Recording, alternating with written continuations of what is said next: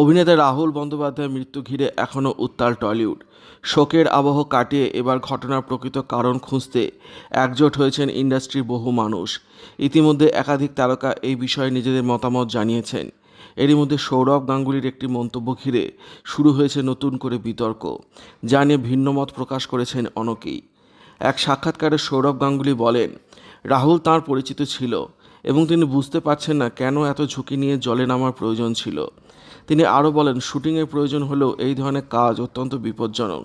পাশাপাশি scuba diving বা বাঞ্চিং জাম্পিংয়ের মতো কার্যকলাপও ঝুঁকিপূর্ণ বলে মনে করেন তিনি। তার এই মন্তব্যেই অনেকের কাছে অপ্রাসঙ্গিক বলে মনে হয়েছে। এই মন্তব্যের প্রতিবাদে সরব হয়েছেন অভিনেত্রী মৈত্রী মিত্র। সোশ্যাল মিডিয়ায় একটি পোস্ট করে তিনি সরাসরি সৌরভের বক্তব্যের বিরোধিতা করেন। তার মতে, রাহুল কোনো ব্যক্তিগত ইচ্ছা বা বেপরোয়া মানসিকতা নিয়ে জলে নামেননি, বরং কাজের প্রয়োজনেই তিনি এই পরিস্থিতিতে ছিলেন। তাই এই ধরনের তুলনা করা ঠিক নয়। মৈত্রী আরও লেখেন, কোনো বিষয়ে মন্তব্য করার আগে সম্পূর্ণ তথ্য জানা জরুরি। তার বক্তব্য স্পষ্ট, তিনি সৌরভের মন্তব্যের ধরন নিয়েও অসন্তুষ্ট। এমন সংবেদনশীল ঘটনার মন্তব্য করার সময় আরও বিষয়ে সতর্ক হওয়া উচিত ছিল বলে মনে করেন তিনি। এই পোস্ট সামনে আসতেই বিষয়টি নিয়ে আলোচনা আরও জোরালো হয়েছে। রাহুলের মৃত্যু ঘিরে এখনও একাধিক প্রশ্নের উত্তর মেলেনি। ইন্ডাস্ট্রির একাংশ মনে করছে এই ধরনের মন্তব্য বিতর্ক আরও বাড়িয়ে দিচ্ছে।